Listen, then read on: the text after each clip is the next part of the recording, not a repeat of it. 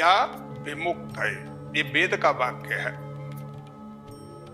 विद्या वह है जो जीवन में मुक्ति की ओर ले जाए, बंधन की ओर न ले जाए, बंधन से मुक्त करे और स्वतंत्रता प्रदान करे। मैं अनेक प्रकार के बंधनों में बंधा हुआ हूं। उन बंधनों से कैसे मुक्त हो सकता हूं? बंधनों से मैं मुक्त तब हो सकता हूं जब मैं इस प्रकृति को पूर्णतया समझ जाता हूं और फिर उसके साथ वैसा व्यवहार करता हूं जो संतुलन जिससे मेरा अंतःकरण और बाह्यकरण का बनता रहे। अंतःकरण और बाह्यकरण दोनों का संतुलन जिससे बने, वही ज्ञान मुझे मुक्ति की ओर ले जाता है।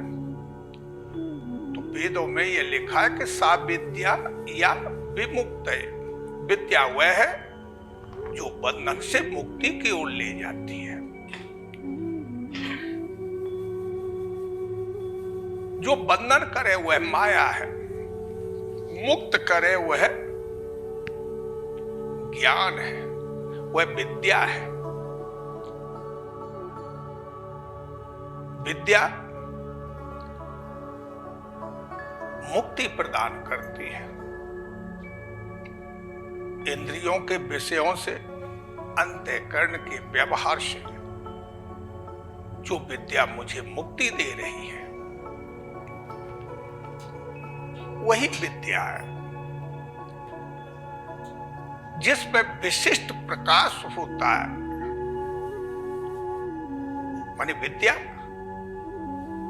विशिष्ट, द्युति जिसमें विशिष्ट एक बिजली है, प्रकाश है, जिसमें विशेष स्पंदन है, वह विद्या कहलाती है। जिसके प्रकाश से अंतःकरण में उजाला हो, इंद्रियों में सत असत, अनुकूल और प्रतिकूल, ये दोनों को समझ करके भोगने की क्षमता जागृत हो, बस वही विद्या कहलाती है। अंतःकरण और बाह्यकरण दोनों विभागों को समुचित अपने व्यवहार की क्षमता प्रदान करते हैं, वह विद्या कहलाती है। उस विद्या को हम आत्म विद्या, ब्रह्म विद्या कह करके पुकारते हैं। यहां बंधन किस चीज का है जिससे हमें मुक्त होना है?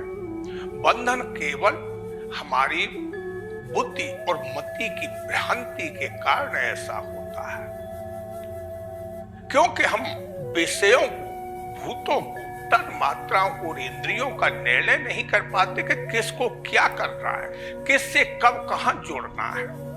अंतःकरण के समुचित व्यवहार को जागृत करता है और जागृत करती है, जो क्षमता प्रदान करती है। समग्र रूप से वह कार्य करने लगता है। अंतःकरण इंद्रियों को आदेश करता है। इनका पूरा समूह अंतःकरण और बाह्यकरण का जब व्यवहार तन्मात्रा और भोगों के साथ होता है, बस वहीं पर इन सब चीजों को जानने से हमारे बंधन किसे कहते हैं? बंधन कहते हैं बांधने को। बांधा किससे जाता है? वृत्तियों से बंध जाता है। इसके पास 4 वृत्तियां हैं, बल्कि 5 वृत्तियां हैं। कौन कौन सी वृत्तियां हैं? सोचने की वृत्ति, ईर्ष्या की वृत्ति, अहमता और ममता की वृत्ति, बाहर के भोग भोगने की वृत्ति, इस तरीके से ये 5 प्रकार से बंधन या 4 प्रकार से बंधन इस जीव का होता है। किसी आदमी को हाथ बांध दिए जाए, पैर बांध दिए जाए और कमर को किसी खंबे से बांध दिया जाए, इधर गले को भी खंबे से बांध दिया जाए, फिर उसका पुरुषार्थ और पराक्रम जैसे निष्फल होता है, ऐसे ही हमारे जीवन में जो निष्फलता है, पराक्रमहीनता है, वह बंधन कहलाता है। जो पराक्रम जागृत होता है, बंधन से मुक्त होता है, वही जीव एक मुमुक्षु अवस्था को प्राप्त होता है। मुमुक्षु अवस्था जैसे एक व्यक्ति पढ़ने की इच्छा रखता है, एक व्यक्ति पढ़ चुका है, पढ़ के निवृत्त हो गया, समावर्तन संस्कार हुआ, एमए की डिग्री प्राप्त हुई और उसके बाद फिर उसे नहीं पढ़ना है, पीएचडी की, डीलिट की, फिर उसके बाद उसे नहीं पढ़ना है क्योंकि पढ़ चुका है। ऐसे जो जान चुका है, बंधनों को जान चुका है, बंधनों को खोल चुका है, बंधनों से मुक्त हो गया है, वह देख भी सकता है, दौड़ करके जा सकता है, हाथों से अपनी रक्षा कर सकता है, मुंह से कुछ बोल भी सकता है, प्रसन्न भी हो सकता है, कानों से अच्छी प्रकार से सुन सकता है। स्वतंत्र अवस्था प्राप्त करने की जो इच्छा उत्पन्न हुई है, जो जिज्ञासा पैदा हुई, उसी अवस्था को मुमुक्षु अवस्था कह करके पुकारते हैं। फिर वहां से तत्व ज्ञान प्रारंभ होता है। जब मुमुक्षु के सामने तत्व ज्ञान आता है तो सबसे पहले यहां ऊपर की ओर से अगर देखते हैं कि ये प्रकृति का सृजन कैसे हुआ, अब आगे अगले वीडियो में 24 तत्वों का और पुरुष 25वां, इनका एक एक करके फिर मैं वर्णन करूंगा।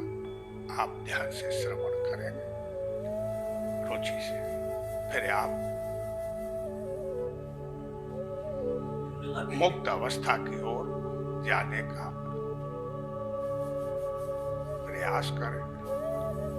जीते जी जो मुक्ति होती है वह सर्वोपरि है। मरने के बाद मुक्ति होती है, वह मुक्ति नहीं कहलाती। मुक्ति तो जीती जी होती है। जीवन का सार विशेष तौर से जो समझ लेता है, वही अज्ञान की, अविवेक की मुक्ति को ही हम मुक्ति कहते हैं। जहां अविवेक और अज्ञान दोनों नष्ट हो जाए, वही अवस्था मुक्त अवस्था कहलाती है। उस समय पर हमें प्रसन्नता, शांति और सुख, आनंद की अनुभूति होने लग जाती है। परब्रह्म परमात्मा को प्रणाम करें और आगे वीडियो देखने का प्रयास करें।